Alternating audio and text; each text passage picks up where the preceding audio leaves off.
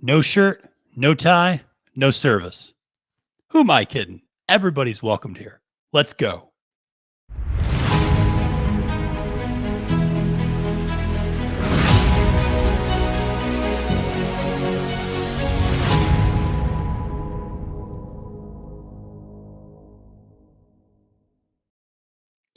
Salutations and welcome, friends. My name is Matthew Desantis, and I am your host for the newest show on the Trust the Profits platform, Countdown to Keeneland.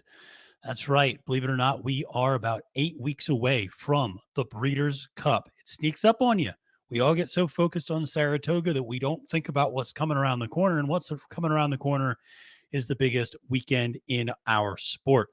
So very excited to be joining Trust the Profits, doing this content, doing these weekly shows about the Breeders' Cup, getting you ready for those big races. Like I said, my name is Matthew Desantis. You can find me on Twitter at the handle below Failed to Menace, which is my favorite running line in all of sports. So this is a show I'm super excited about. I love the Breeders' Cup. I love the anticipation for the Breeders' Cup. I love all of the win and you're in Breeders' Cup Challenge races. And that's really going to be the focus of the show. We're going to recap win and you're in races, look at how that ends up impacting the continued divisions that are, in different races within the Breeders' Cup. Also, then previewing the upcoming win and you're in races. Now, you might say, Matthew, we're 2 months away from the Breeders' Cup. How many more win and they're in races can there be? I'm glad you asked. There's 45, actually, more of these to come. So there is plenty of content for the next 8 weeks as we lead up to that Friday and Saturday in Keeneland. So just to give you a little bit of an outline of what to expect on this show every week. Like I said, we're going to recap the previous week's win and you're in races, talk about where things stand in the different divisions. Then we're going to preview the upcoming week's win and you're in races. Now, this particular week, our first week here, they're all here in the United States, Saratoga, Del Mar. But that's not going to be the case moving forward. This is not just going to be a United States-centric show, not even a North American-centric show. We're going to hit some races at Woodbine, certainly.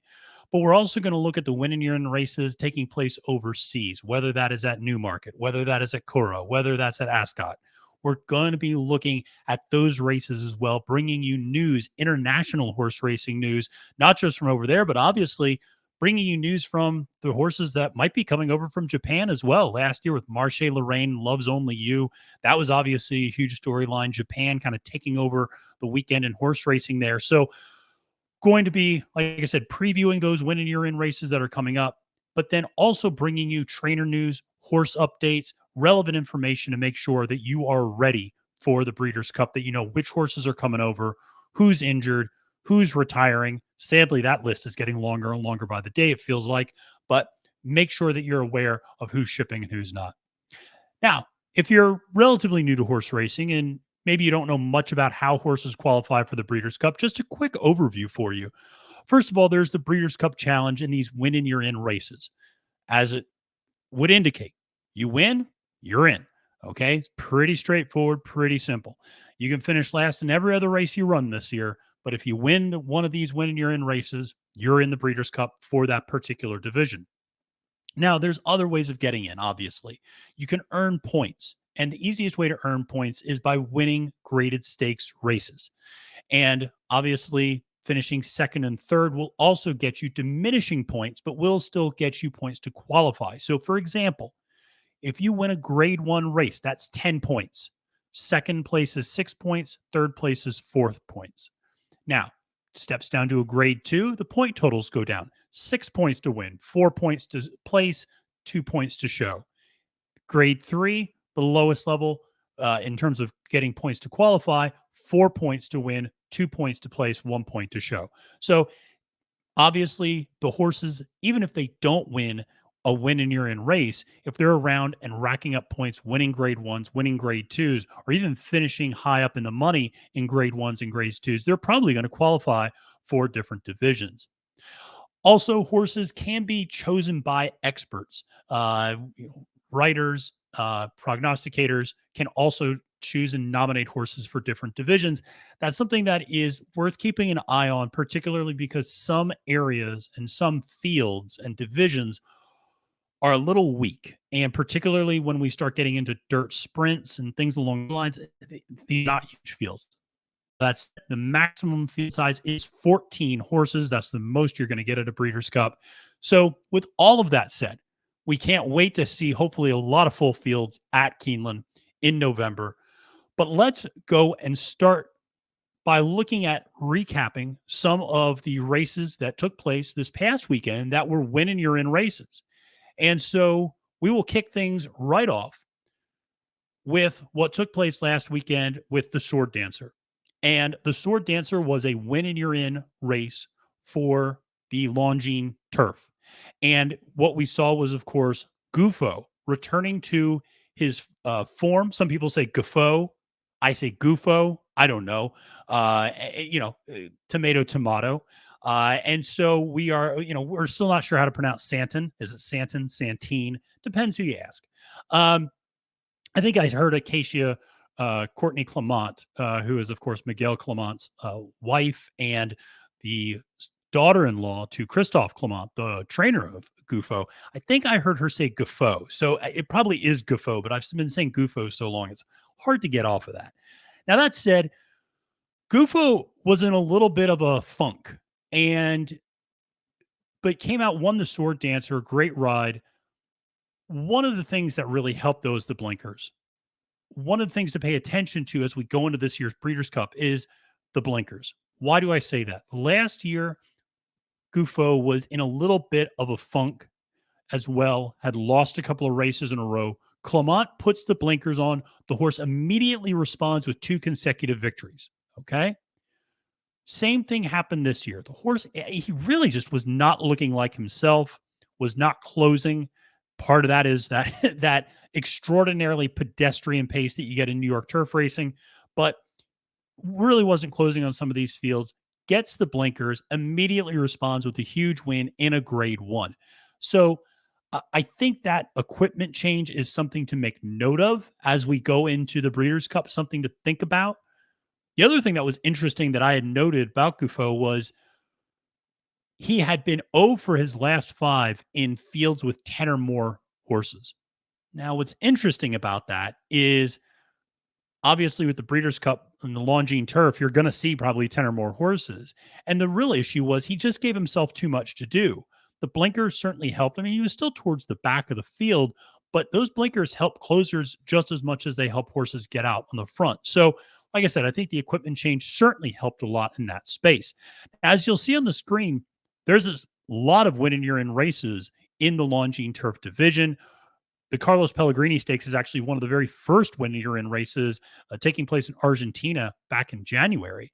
And so you can see there are several horses, Village King, Nautilus, Title Holder, and of course, the very famous Pile Driver have all qualified for the Longines turf, but we still have several more win and you're in races to go. The Del Mar Handicap, which is actually this week, we're going to talk about here in a second. The Kentucky Turf Cup, that's coming up in a couple weeks at Kentucky Downs. Everybody's excited about that very boutique meet, as we would say. It's a very short meet. But then we have a bunch overseas. We got the Irish Champion Stakes, the ARC, the Kipco Champion Stakes. So we're going to be previewing those as well. But good on to Gufo for getting the win in this spot. I do think it's worth kind of talking a little bit about Broom, who was in that race. A really, really good horse who's lost a Pile Driver before, came over one of the Charlie Appleby horses, or I'm sorry, one of the Aidan O'Brien horses, I should say. And, Broom is a horse that, like I said, has had a lot of class. Really liked that horse. Got off to a terrible start, was closing late, finished 4th. It still was not the effort that I would have hoped to see. Horse like Soldier Rising in that Sword Dancer, I thought really impressed me more than anything. New York turf racing, you get a lot of the same names coming up, the Trabuvans, the Channel Makers, the Rock Emperors of the world. It's nice to see some new names pop up there. So that's why it was nice to see Broom come over from overseas. It was nice to see Soldier Rising come up for 3rd place in that spot. And so Mira Mission, devastating loss. I know a lot of people had some money laying on that horse. So, but a really exciting Sword Dancer, and obviously excited to see Gufo in the Longines turf. So now let's move on to the other one of the other three win and you're in races from this past weekend, and that was the Pat O'Brien Stakes. Now, you might say, Matthew, this is going to be a really small, big ass fans dirt mile field. Well, you're right and you're wrong. You're right in the sense there are only three win and you're in races for the big ass fans dirt mile: the Met Mile, the Pat O'Brien Stakes, and the ACAC Stakes. That's it. That said, anybody who's been watching horse racing for a while knows that this race gets populated with a lot of horses who may very well qualify for the Breeders' Cup Classic, but don't think they can get the distance in terms of a mile and a quarter and would rather run at that mile. So there's going to be a larger field here for sure. It's not just going to be a 3-horse field. There's going to be 7, 8, 9 horses, I would imagine, but you're going to see some of the horses that may be running in quote unquote classic races actually get kind of demoted down, if you will, which maybe not the fairest way to say that, but choose to run at a shorter distance in this dirt mile. So Laurel River, though, won the Pat O'Brien Stakes, and this is a Bob Baffert horse that I was really high on going into this. You actually got really good odds on this horse. I think went off at 5 or 6 to 1. I think 6 to 1 maybe in this race, or higher, actually. I think paid off $15. So I think probably 7 to 1. But I really like Laurel River a lot. And the thing about Laurel River is his running lines look a little bit, and his past performances look a little bit like Flightline in that there's a lot of lines. This horse doesn't run a lot of consecutive races. There's a fair amount of breaks, whether it's because they want to keep this horse lightly raced or whether it's because there are some minor injuries in between. He just doesn't run very often. And so this was actually the second time back from a layoff. And so I really liked the way that he would pop.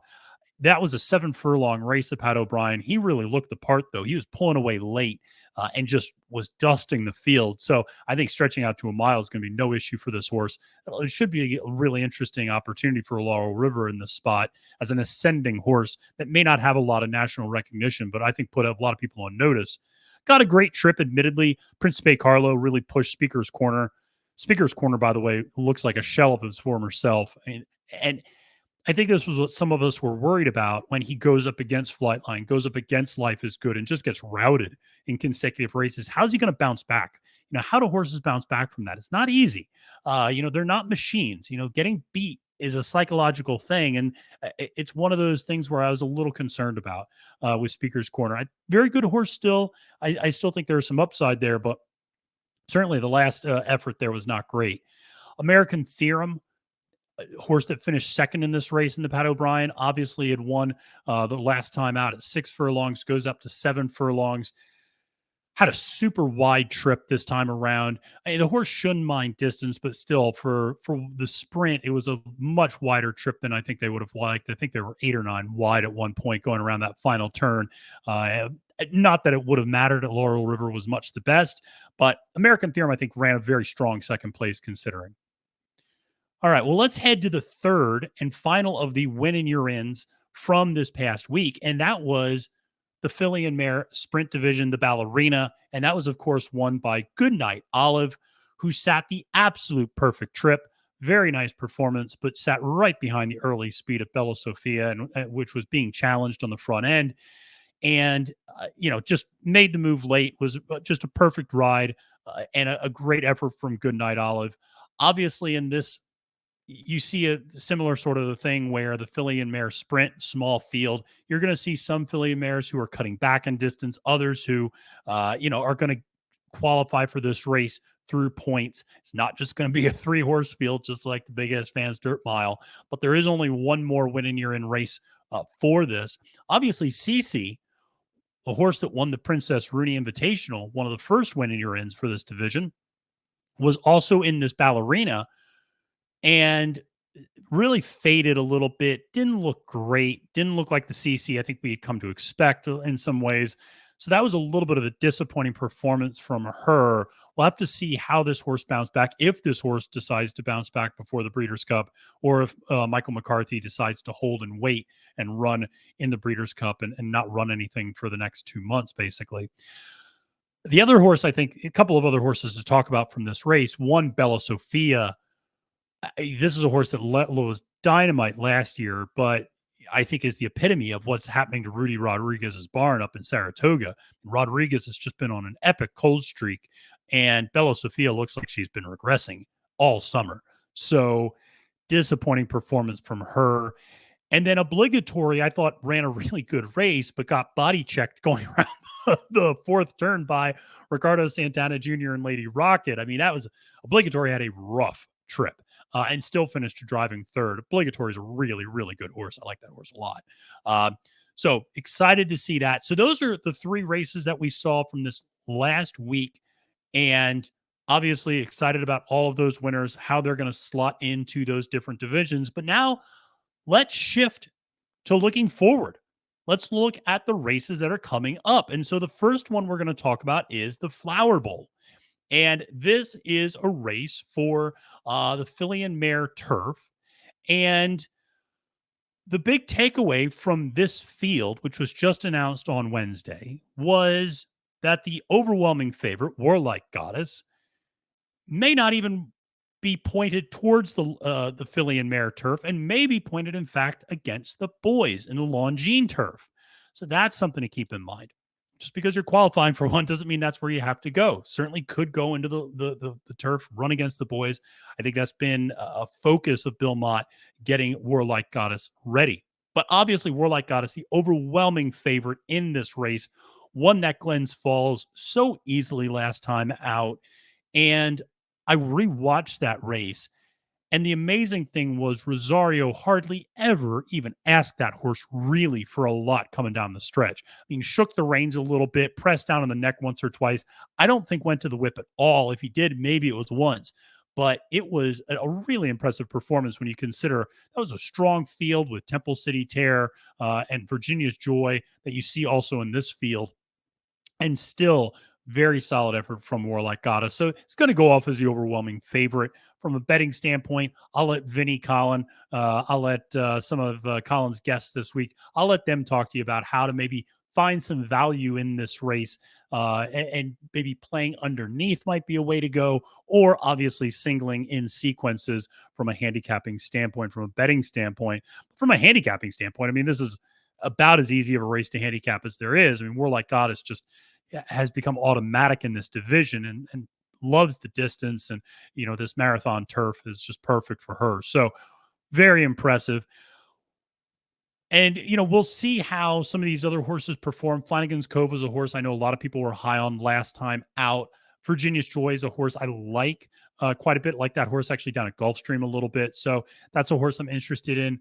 Obviously, Chad Brown on turf, 3 entries here. Always have to take that seriously. Temple City Terror, Brendan Walsh horse.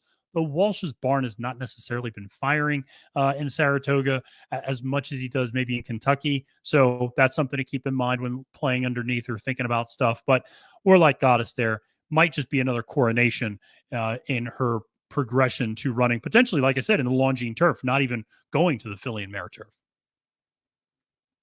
So let's move to the big headliner of the weekend at Saratoga, the Jockey Club Gold Cup. And this is, of course, a win and you're in for the Breeders' Cup Classic. This is a 1.25 miles on dirt.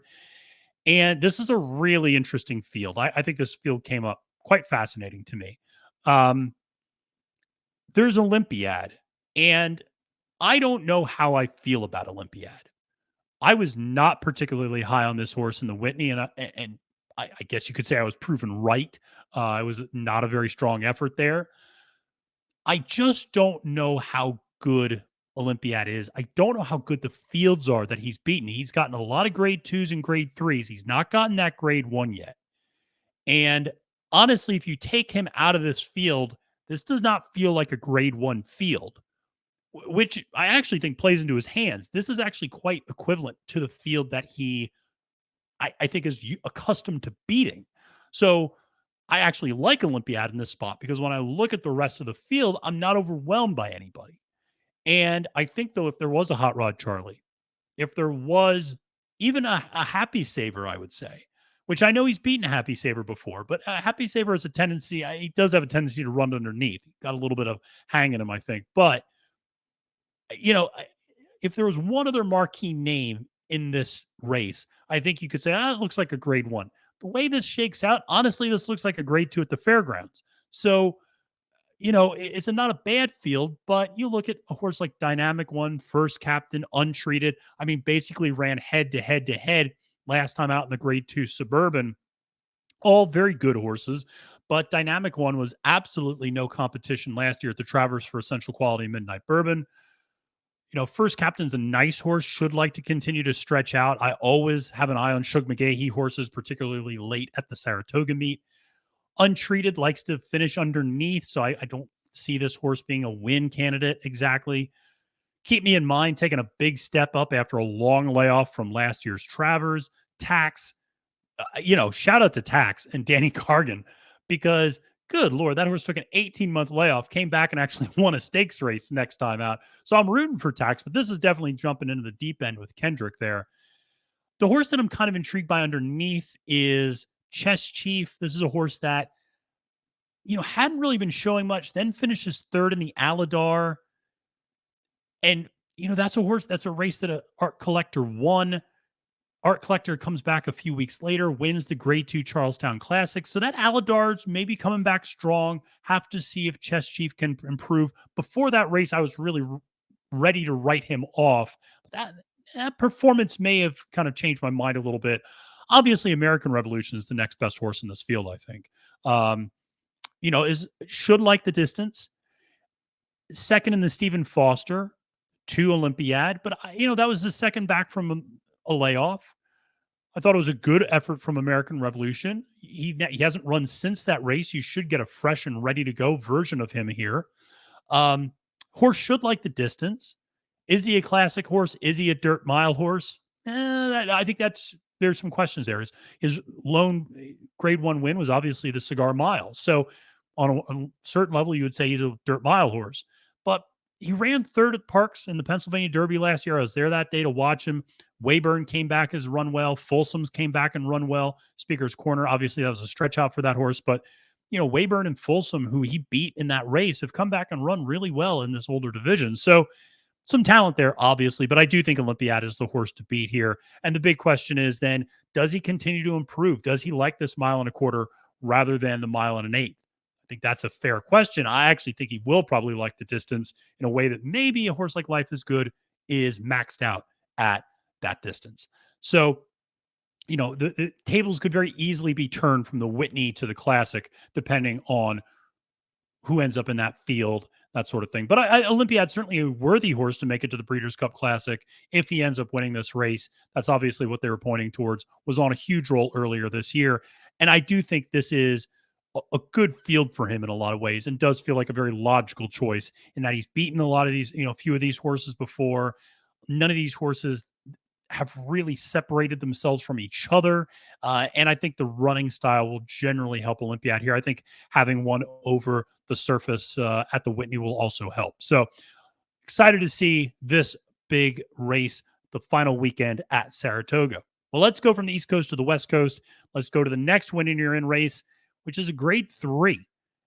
This is the Green Flash Handicap, and this is for the Turf Sprint.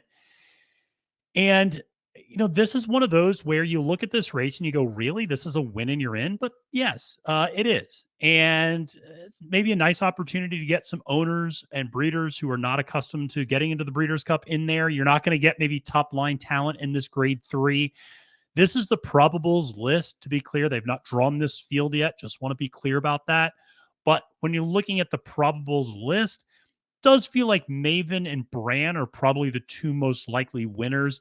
I like Bran a little bit more, has been more consistent over the last few races at this distance. So I think, Bran's a horse I like quite a bit. I've you bet on that horse before out on the West Coast, a good West Coast turf horse. Again, a Grade 3 win and you're in. So this is not maybe the elite in this field. We'll just have to end up seeing how it ends up playing out. Obviously, there's probably going to be a few more horses in this field. Del Mar has been doing a great job at fielding larger fields throughout this meet. So that's something that's really differentiated them from New York. And Saratoga's actually struggled with some of their stakes races and getting a large field. So this one will get larger, I'm sure. A horse like Baristan the Bold, I want to like more. But that horse just doesn't finish the way I want this horse to. So that's something I always worry about. Royal Address might be actually decent value underneath if he ends up pulling into this race. But like I said, it's a good opportunity for maybe a long shot to get into the Breeders' Cup. Always, fun stories to see people who are able to qualify for this race who maybe otherwise might not get into the big weekend. And hey, get into the race, you never know what might happen. All right, well, let's move to the two big races that are really taking place this weekend. There's a lot of big races taking place over the Labor Day weekend at Del Mar.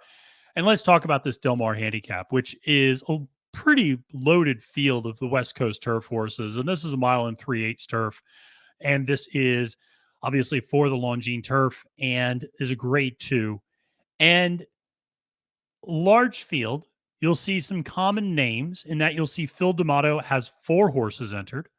Are we in Saratoga? Is this Chad Brown? Well, the biggest difference is there's 11 overall horses in this race. Unlike Chad Brown turf, or unlike New York turf racing, where Chad Brown has 4 of 6. That's a little bit more frustrating. 4 of 11, still frustrating, but at least it's a larger field. And I think there's some real opportunities here for some other horses to strike a win. So this is an interesting field, and it's an interesting field for a few reasons, because there's a few dirt horses or horses that are, I think, better dirt horses or synthetic horses. Tis a Magician, Order and Law, Haywood's Beach, all ran on dirt last out. All are kind of better known on dirt. Order and Law, Haywood's Beach have kind of run on both. Tiz is pretty much just strictly I think ran once on turf, but is strictly a dirt horse. And so it's interesting to see them entered into this spot. We'll see if there's any scratches that take place between now and post time. This field has been drawn, though, and entered. So we will see how this plays out. But that's an intriguing factor there to see how this will end up playing out for the Del Mar Handicap. I think the big question when you look at this is pace. And Master of Foxhounds getting out front doesn't have Beyond Brilliant this time. Last time, if you watch the Eddie Reed, those two really burned each other out on the front end, allowed for Masterpiece to make this huge run from the back to really close out. And so it was an impressive run from Masterpiece, who I think was sitting second to last or dead last at first call, and really threw out and then made this huge run because he had a strong pace to run into. Question is, will somebody push Master of Foxhounds? There's a few candidates here, I think, that could do that. The question is, Master of Foxhounds is a horse that's good enough to wire the field. So if you don't pressure him too much, he absolutely has the opportunity to do that. Always been a horse I liked a lot. Maybe it's because I know people who do mounted fox hunting. I live in Northern Virginia. That's the kind of the epicenter for fox hunting in the United States. So Master of Foxhounds, always a horse that I'm rooting for, but should be a lot of fun to see how this one plays out. And like I said, a full field always makes for exciting turf racing.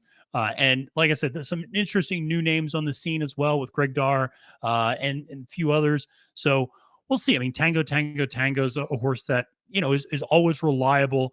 Dicey Mochara. There's some nice horses in this field. And this should be a really contentious race. We'll see how they end up shaping up. I don't know if this field has the upper level quality to challenge some of those horses we saw previously that have already won a win in your in, like a Pile Driver, like a Title Holder, even like a Gufo. I think Masterpiece, certainly was very impressive coming, basically off of almost a year-long layoff and running beautifully last time out, in the second back. So I think this will be an opportunity for Masterpiece maybe to cement his name in this division if he's able to win. But enough of me yapping. Let's get to the last race, which is the race you're all here to talk about. And if you've tuned in, you're probably the most interested in, which is the Pacific Classic. Grade 1, 1.25 miles on dirt, obviously for the Breeders' Cup Classic. And the question here is, how many lengths is Flightline going to win by? That is the only question, ladies and gentlemen. I'm sorry. Call me a chalk-eating rat. I am all over that 1 to 5. Listen. I joke about those sorts of things. I actually love giving out bombs. If you follow me on Twitter at Failed to Menace, you'll know every Friday morning I do a live stream with a couple of other guys. We do nothing but give out 5-to-1 shots or higher for the weekend races at Del Mar and Saratoga. I love giving out high prices. I love trying to find bombs. Okay. But there's times where you just got to eat chalk. Now, Flightline is a divisive horse. He's 4 for 4. He's never even been tested in those 4 races, 2 of which were grade ones. He is the best horse in the country right now. I am all in on Flightline. There are a lot of people who want to play against him, and I understand that. I totally understand wanting to play against him and find value because that's what you want to do sometimes. I just think he's that much more talented than everybody else. And he's been handled with kids' gloves. There have been the injuries, obviously. It seems like this horse, runs once every 6 months. I understand why some people, and when I say they don't like the horse, I don't mean they don't like the actual horse, but they don't like what the horse stands for, which is very lightly raced horse that will likely retire after the Breeders' Cup. I know they've said maybe he runs at 5. I'm skeptical, but nevertheless, maybe runs at the Pegasus at 5 years old, something like that, and then retires. But, a lightly raced horse that is going to go out to stud and is going to pass on this fragility that he seems to have. So I understand why some people don't like that. I've always been one to be able to compartmentalize and to say, I agree with everything those people say in terms of this is a horse that doesn't race very often. It's not good for the sport. The breeding is going to be potentially problematic later on down the road. It's going to pass on the same issues that he's had to his progeny. I get it. I also have my breath taken away when I watch this horse run. Both things can be true, okay? And for me, they are. I am so excited to see this experiment. And this is not as much of an experiment as Jack Christopher a couple of weeks back or about a month ago at the Haskell, the experiment of can he stretch out to 2 turns?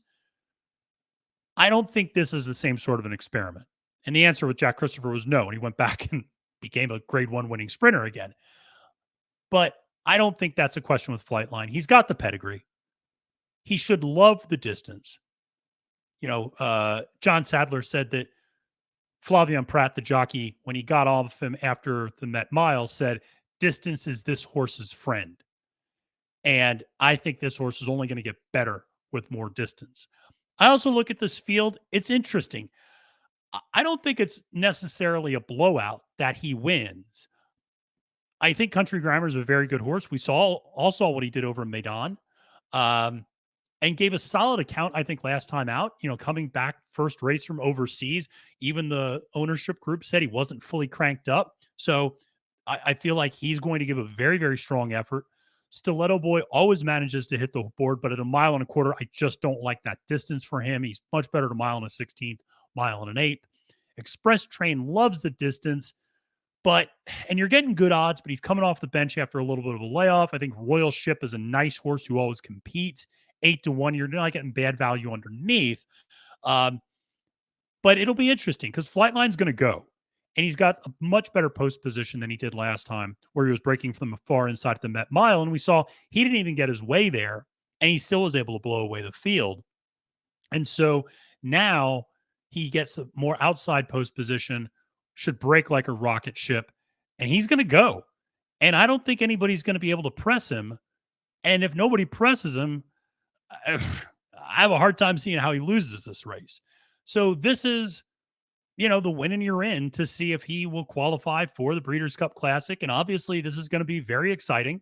And I can't wait to see, I cannot wait to see the experiment of Flightline going 2 turns and going that classic distance. Should be a blast.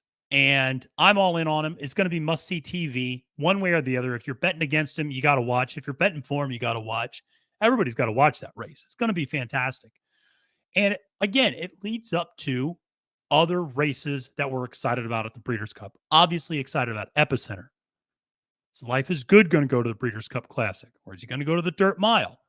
Who else is going to join? Is Hot Rod Charlie going to go there? Is Happy Saver going to go there? Who else is going to be? Is Zandon going to go there? Who else is going to get to that Breeders' Cup Classic? And is it going to be just Flightline versus everybody else? Certainly, Epicenter seems to be continuing to get better. He's a little bit older of a 3-year-old. Some people have pointed out to me he does seem a little bit more mature than the other horses in his crop. So, is he the one who could challenge Flightline at that point? We'll see. But it's going to make for a great, great theater. And certainly this weekend, going to make for great theater. So I want to close out by giving a couple of pieces of very quick news. First, when I showed the very first graphic, you probably saw I had a line through the horse State of Rest, who had qualified for the Longines Turf through winning a win in your in race. Joseph O'Brien, his trainer, Aidan O'Brien's son, announced the results of an MRI showed that he would not be able to, State of Rest would no longer be able to return to the track. And as a result, was headed straight into retirement and stud fees and stud duty, I should say. So he will not be running in the Breeders' Cup in any way. He will not be running anymore, and he will be going straight to retirement. Obviously, a blow to the turf division. Joseph O'Brien has set up shop over in Saratoga and has kind of a secondary office there. So always exciting to see the O'Briens bring their horses over. State of Rest was obviously going to be one of those horses, and it's too bad, obviously, the results of the MRI, but the health of the horse is the most important thing, and we wish him and all of his connections the very best as he goes into retirement. The other retirement news is Charge It. And I shouldn't preface it by saying retirement, but certainly the writing seems to be on the wall, maybe. Charge It has officially been declared out of the Pennsylvania Derby. He was, of course, supposed to run in the Travers, had a foot abscess, was then pointed to the Pennsylvania Derby. Now he's out of the Pennsylvania Derby. He could have been a contender in the Classic. Obviously, that 23-length win in the Dwyer was pretty overwhelming. I don't know if we see Charge It run again. If we do, maybe the Pegasus. I'm just trying to think, do they take him back down to Florida? And Pletcher takes him back down to that his base down there for the winter. Maybe that seems like maybe the next time we'll see Charge It is the Pegasus, but maybe a little prep race before that. But it's going to be a while before we see that horse, which I know is too bad. A lot of people were really excited about it. So, listen, that's it for the first episode. I hope you enjoyed it. And we'll be back next week to recap all those races I just previewed, as well as previewing new races for next week. So we are, like I said, so excited for this. Hope you guys enjoyed it. Always going to be a lot of fun. Make sure to press that like, press that subscribe button. Make sure to subscribe to Trust the Profits channel. Follow me on Twitter at the handle @FailToMenace. We're going to give you a lot of great content leading up to the Breeders' Cup, not just my show, but all the shows on the Trust the Profits platform. So until next time, I'm Matthew Desantis, reminding you that it's now post time.